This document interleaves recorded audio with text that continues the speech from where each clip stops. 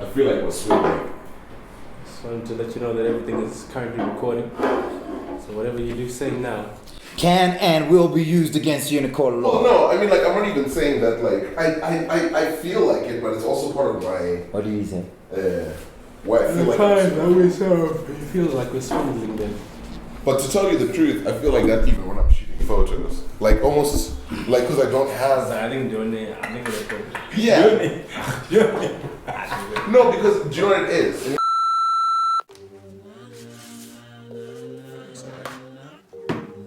Mine looks like the Voltron head. I know, right? Because you got that. Hey, McCullers. Alright, cool. I'm recording. Hanzi hona bara apuliri botan Hanzi I was raised in a different era. Really, I'm working according to the rules of this era.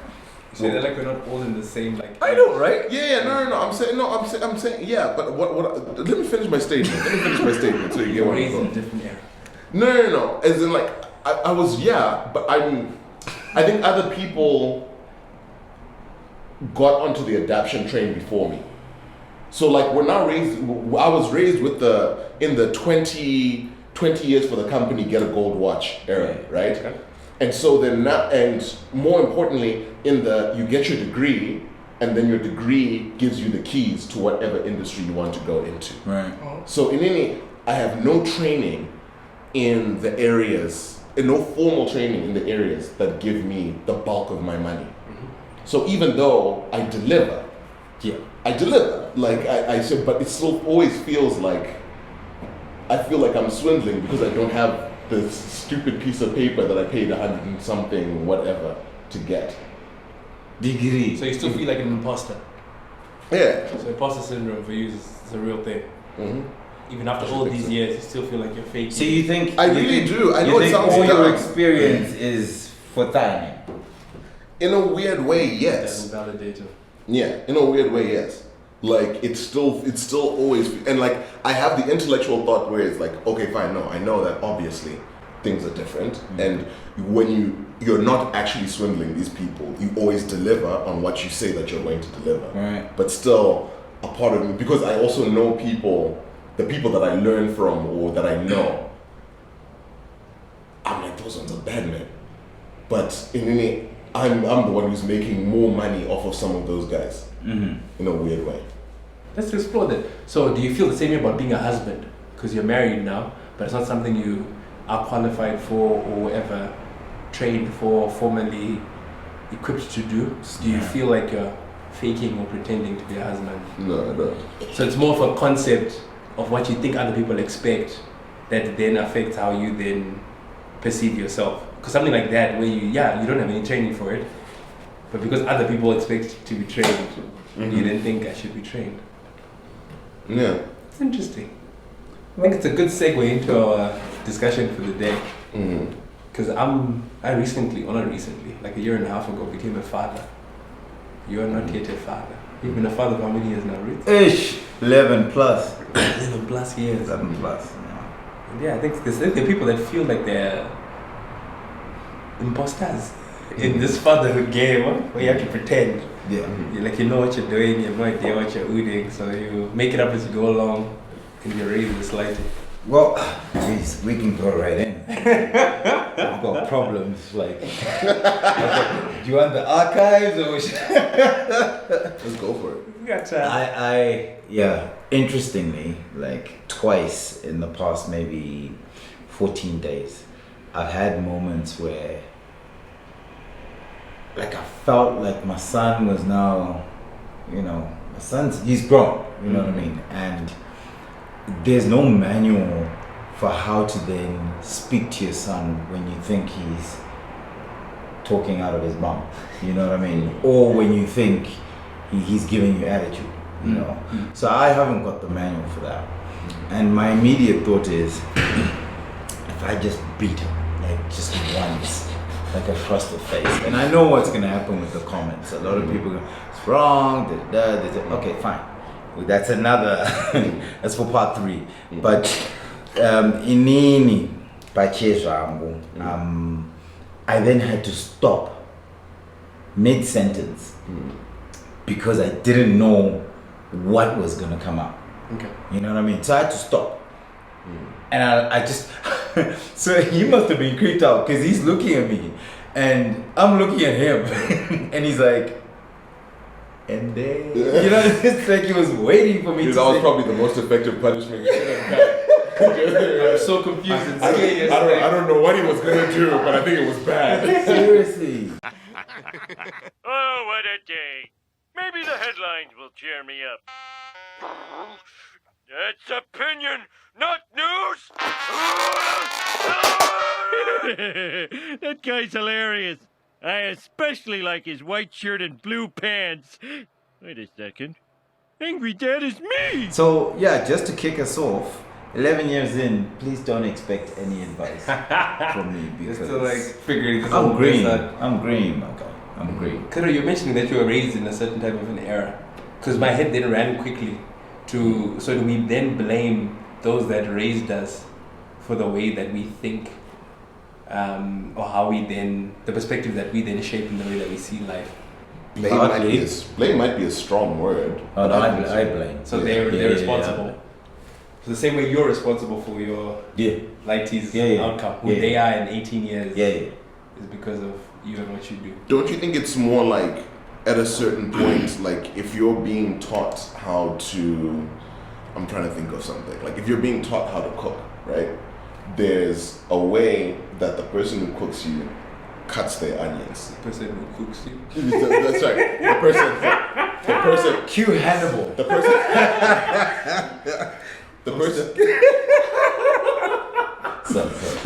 The person who teaches you how to cook, they have a way that they That cut was the scary, onions. and you were like serious when you were saying that as well. Sorry, we'll talk about my past. But there's a way that the person who teaches you how to cook cuts their onions, that they prep their meals, that they put their heat on, right? But at a certain point, when you are now cooking for yourselves, you are not obligated to use that same method. In fact, you may find a method which works better for you. So you might end up blending your onions instead. You might end up using a different chopping method. You may use weird gadgets or something like that. Isn't it like sort of like, yeah, sure, you can get a bad teacher, but then at a certain point the responsibility is on you. Like to now be like, okay, fine, now we like, yes, this is what my parents did. But isn't it, this sounds very arrogant because I'm not a parent, but isn't it like almost irresponsible to be like, this is what my parents did, I'm not going to give any more thought to it because this is what my parents did to me. But it's almost like, and please tell me if this doesn't make sense. It's almost like if you carry on walking past your mom and you always hear her say, make sure your stove is on 6. Make sure your stove is on 6. But that's in that era. And in that era, the stove was a whatever. And now in the era of defies, if you put your stove on 6, it may not necessarily cook that thing in the same way that an old stove used to do. I love how much mileage this metaphor is getting. No, you did well. I tried though. You know what I mean? For me, just to go back to what you were saying, for me it's, and using that analogy, it's how there are certain decisions or there are certain things that you've heard that can make you make a decision, and it can be a wrong decision very quickly. So there's certain things that you've not heard. So for example, sex talk. You know, I don't know how many you, which one of you guys actually got a proper sit down, sun, birds, bees. It's a great. You're gonna have? It's a great story. I'll tell you after. Finish your point. I didn't get any sex. Like I want to stop now. So 2 out of 3 did not have a sex talk. You know what I mean? And funny enough, we both took different decisions with regards to the issue of sex. You see what I mean? And that's because I know he's like my homie, my pots and pants. But we both took different decisions. So going back to listening to or not having heard something about a particular thing, I made a decision based on what I knew at that point in time. And what I knew, thank God there wasn't internet. No, seriously. Because if there was, my decision could have been even, it could have been even worse. You know what I mean? And for us in an era where we were growing up where AIDS was not even under control yet in Zim. So basically what you're saying is, so parents provide information, then it's up to these kids when they reach a level of maturity to then decide what they do with the information. Yeah. So whether it's positive or negative, they then decide what they're going to do. Okay. I mean, But the things I hear my dad talk about now, and I'm always like, Jim, you know what I mean? And I am working on those things and trying to understand. I just feel, and I'm not saying he's a bad dad because he's an amazing dad, but I just think that in the environment he was in at that point in time, maybe it just wasn't. Isn't it also like you know how like you can see like there's certain like sports commentators, right? And they maybe have been people who used to be players, but now their knowledge of the game, like it's immense. And you think about it and you're like, but you were not this good of a player. You didn't even jam in the first team. Yeah. You're out here killing it. Yeah. But in that You're on fire, nigga. Hey. I think it's the What is it? Just allergy. Tell him. No, we already had this Buzz in the Beast story. Yeah, bro. Tell us We about will this like even exposition. stop the podcast. I think you should actually you should leave it until like the end of the podcast and then put this story in, like as if you forgot about it. So we're saying, so some of our parents almost then became better parents when they had finished parenting us. So what your analogy was implying? Pretty much, where it's like now you have like when you're in it and you're like the pressure's on and you know the ball's coming straight at you, like it's like you gotta make these decisions. You gotta make a quick decision and you might hit the crossbar. But then when you're afterwards, now you have the advantage of looking at the field and looking at the situation and seeing like, okay, fine, this was what was going on here, this is what was going on there. Probably the best thing to have done in this situation was to have done this. And not only do you have a chance to look back at your own past mistakes, you have a chance to look at your friends and their kids and like all of that stuff, and you now have a wealth of information after the fact. Isn't that why like grandparents are so chilled? Yeah, they're like, I lost the. Grandparents I know it's like they never raised kids in their lives, huh? I think they let them. I'm offended when I see my dad as a grandson. Like there's Where was this guy? There'll be times where I was like, what? Musi? Like, no. We're about to tell you not in front of Kuli. Yeah. This does not happen in my house. I'm like, Dad, you used to beat me senseless in your house. Oh my gosh. That's wild. So maybe let's put it into categories. And we can do like a memory lane vibes. Okay. What's the simplest? Okay, so talks. How often did you, maybe below even the age of 20, did you have like actual serious talks that were edifying and were not you being shouted at for something? Was that a regular occurrence? Like, did you have conversations where you dropped wisdom and knowledge into your lives, or she dropped wisdom and knowledge into your life? Who are you, bro? I feel like I rap too much. This is a podcast. Fair play. No, I don't remember that. That sort of happened as I got older. I think before it was mostly like shouts, shouting, lectures, instruction, fear mongering. Like that's a very strong word, but you know, like you'll be flipping burgers, that sort of talk. I think the most meaningful lecture, the first most meaningful one, came before I left to go to England. You know, like after uni. Yeah. 18 years old. So yeah, he's like, hey yo, proud of you, you're my man. But even then, it was cagey. You know what I mean? Because I was not experienced to having that kind of conversation. Okay. I think the first super meaningful conversation was in the UK. He'd come over for my wedding actually, and I was like, just so you know, I smoke we drink, so I don't want you to panic. You know. How much thought did you have to put into that conversation beforehand? Nothing. We're on the way to the liquor stores. That's where I'm going. Probably should have. GPS. Yeah, so how much thought? I put in a bit of thought because I was like, okay, this is weird. You know, I think he knew that. I think he knew that I may drink, but I think the smoking one was one that I had to put out there really quick, so that there was no coming back from that one. You know what I mean? So I mentioned it, and we then I remember this clearly, parking the car, and then he's like, well, it's your life, and and that was it. And then he carried on. Curtains. How old were you at this point? 26. 26. That's wild. Yeah. Now flip that before we go to you. Flip that, and I had to take my son go-karting to have a birds and bees conversation. Okay.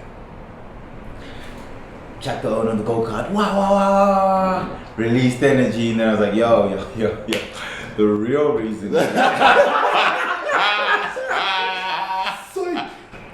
I was so You having fun? You having fun? Right. So why were you actually here? I was so nervous. I can't even begin to explain. I was the one. Was sweating. Yeah, and he's just and not looking at making me eye like, contact. what is going on now?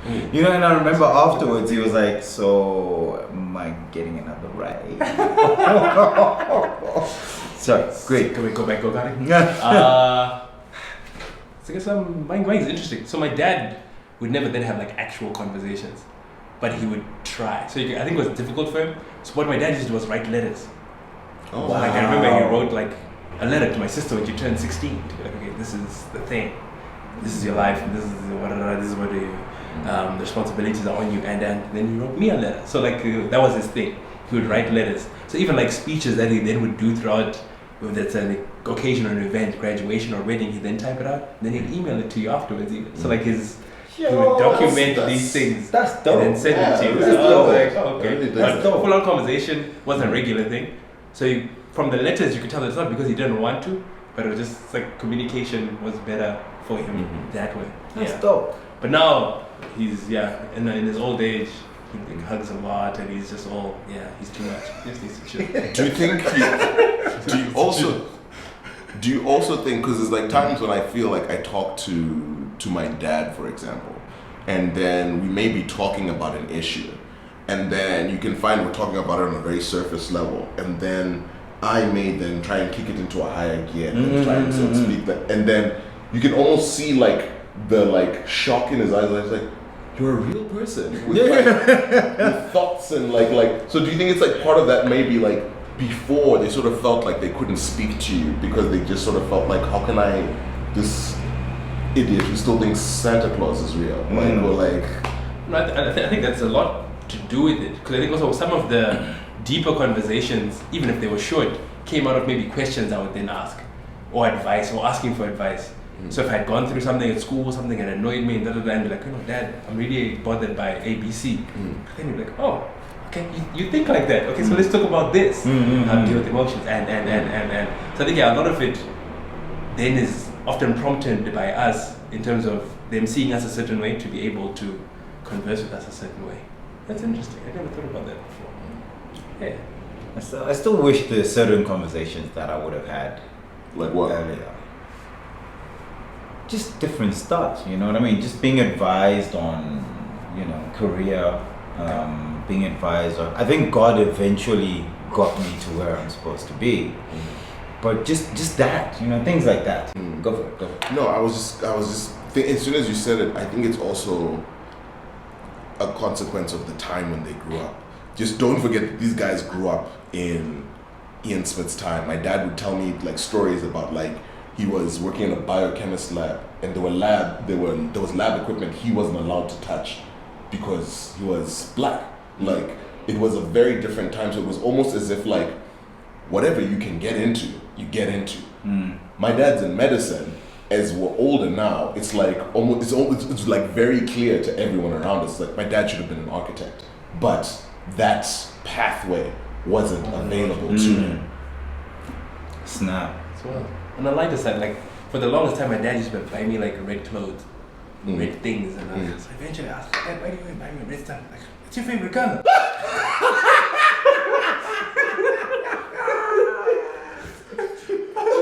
My G, like, who did you have this conversation with? Who decided? He gave you the first item, he saw you were happy, and he was like, right. Red. This nigga loves Gotta red. be red. It's red. I'm done. Oh my days. Conversations would have been great. Yeah, I think they would have kind of. Oh my gosh. Because okay, with my son now, my son came up to me and was like, Dad, if I'm not a good footballer, then I want to do this. So already, I'm already on. I don't want to say on the back foot because I'm actually rooting for it.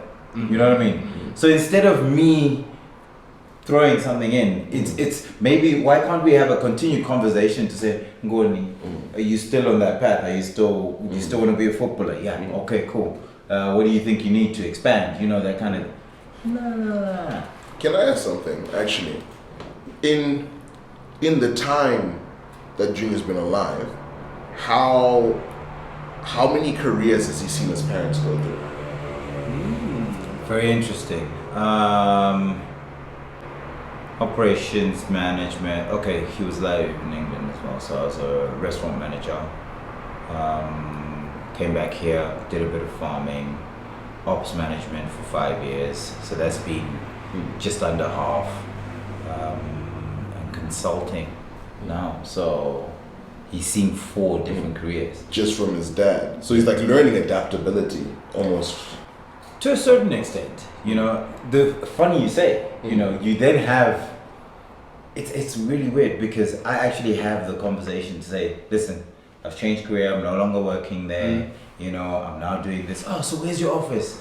Okay, if I'm working certain days, I'll be in Belgravia, or certain days I'll be there, or whatever, you know, and a proper conversation, you know, to the point where they kind of know when the pockets are a bit tight.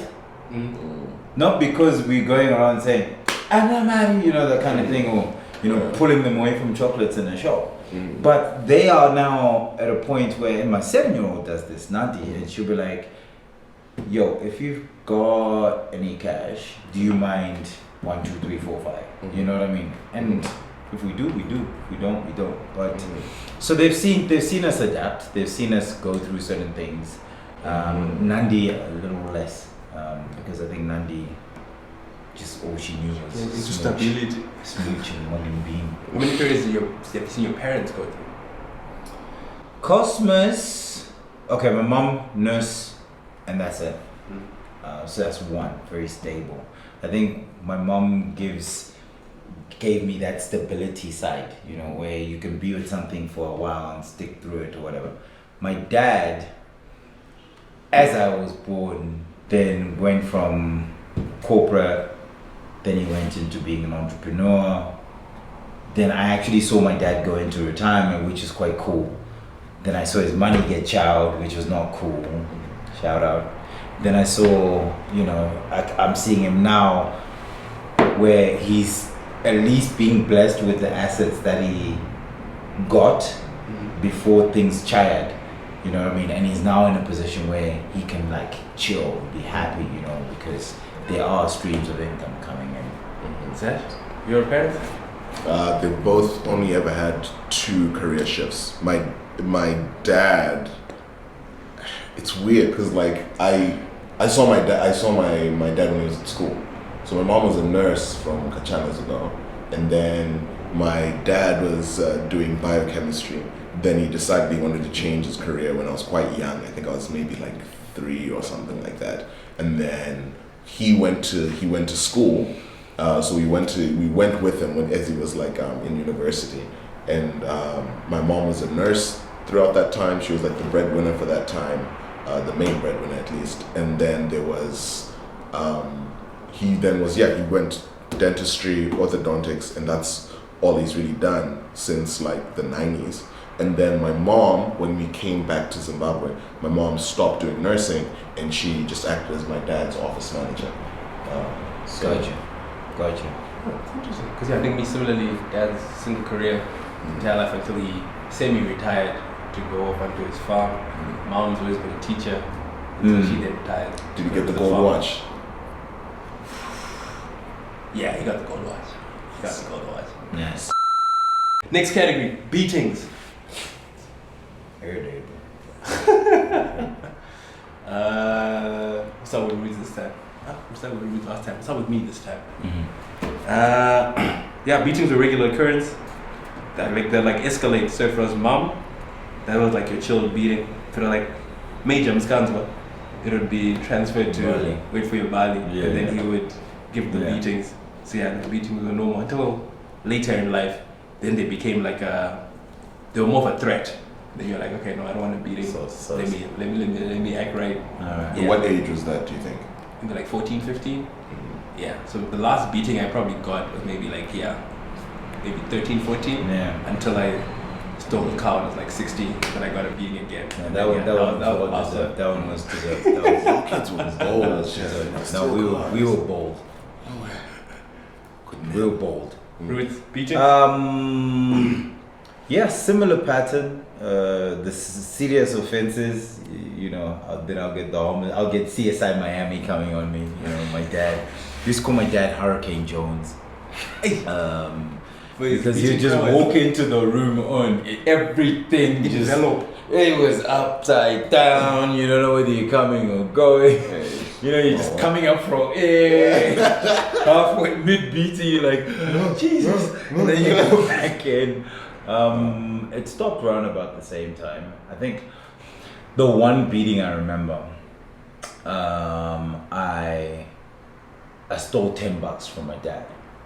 The gorgeous $10. I think was there like a kudu on it or a sable, I don't remember. But I remember then, I think I got lashings.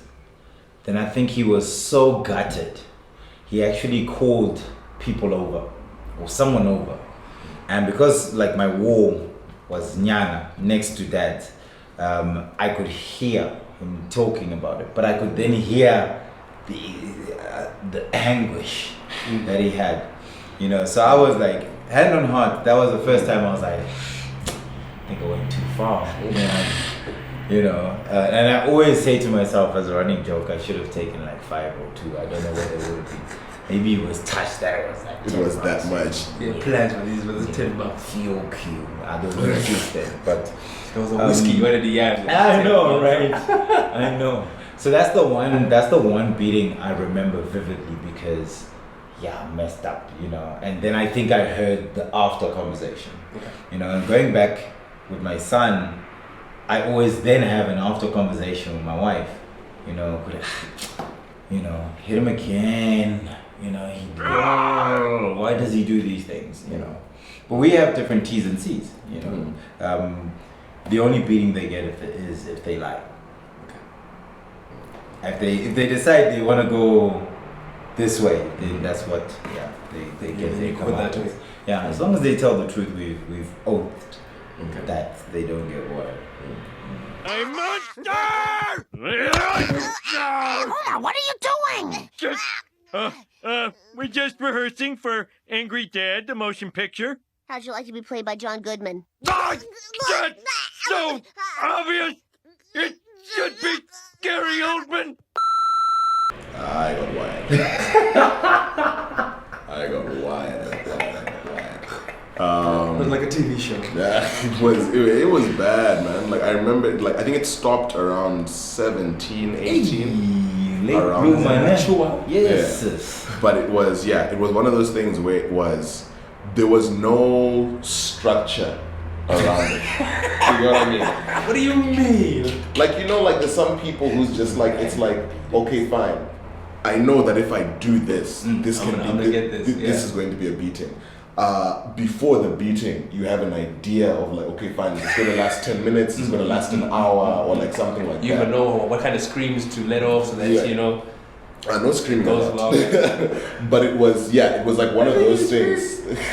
It was one of those things where it was like, it was bad, and I think there was like a lot of anger behind it, and I think that as I'm older, I now realize I think that anger was like also there was like a fear behind it, or like my life is gonna end up being like or whatever. But yeah, no, it was real. It was real. It was real. Think you could be a good parent there, buddy? No. So it's funny because I actually wanted to run it back, like when we were talking about the beatings, for example, like to find out like what people's opinions are on that, especially given your own experience with it from Kudara. Because like I think I have a very complex relationship with it, where even though I feel like it was a span for me, I don't necessarily think that like hitting your kids is always a bad thing. Like I think it has something to do with in the same way that like you hear people like, oh, people who just ground their kids and give them timeouts or whatever, and you say like that's lazy parenting. But I think everything has to be considered, right? Agreed. Yeah. Like if you are just your kids does something, and then you're like, you've done something bad and you beat them, and that's as far as the conversation goes.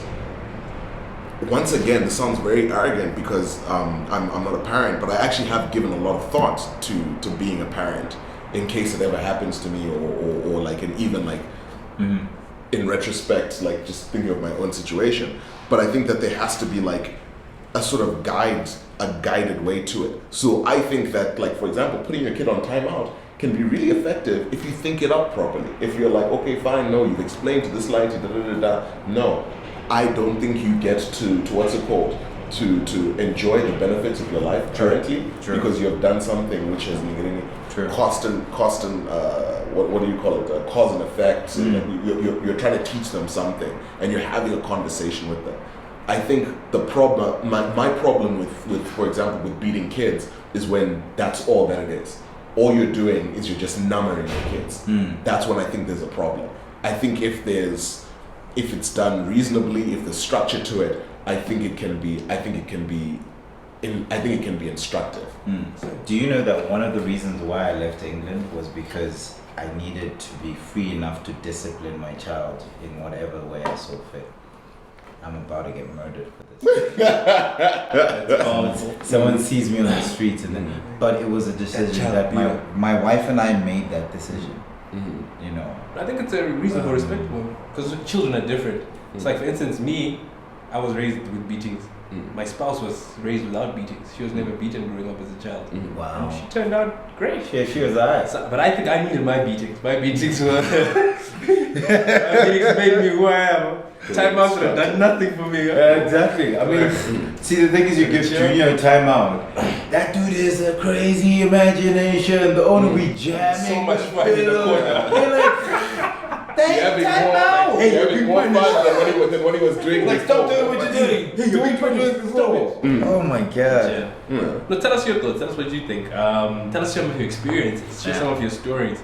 Are you a parent? How are you figuring out? How are you working it out? Of course, you've all been parented. Let's say, have you been parented?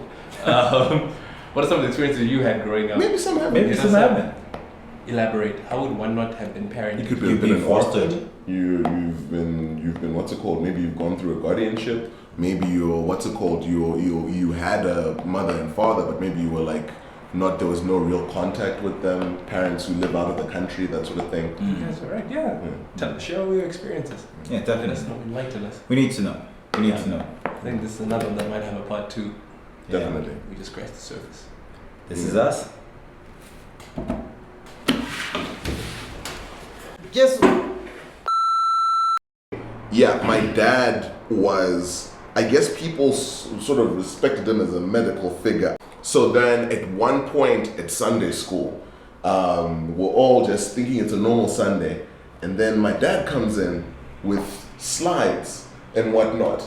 And he then proceeds to give this sex talk in front of the entire Sunday school. All of us boys, we were all just there, just like looking at this slide. With the ages. And I think they had their own ingredient that was going on. But you know, he had the whole like really graphic, like slides and whatnot, right? And the entire time, you looked everywhere else in the room except for at me. And then we went home and we never talked about it again. We never addressed. To this day, we have not talked. Never come up. That time when you came to Sunday school, never came up again. Never Even again. the topic of sex never came up again. Never came up again. It's wild. It's actually wild. Like I'm sure in his head he's like, no, Stan, I'm good. I'm good, yeah. We had a talk.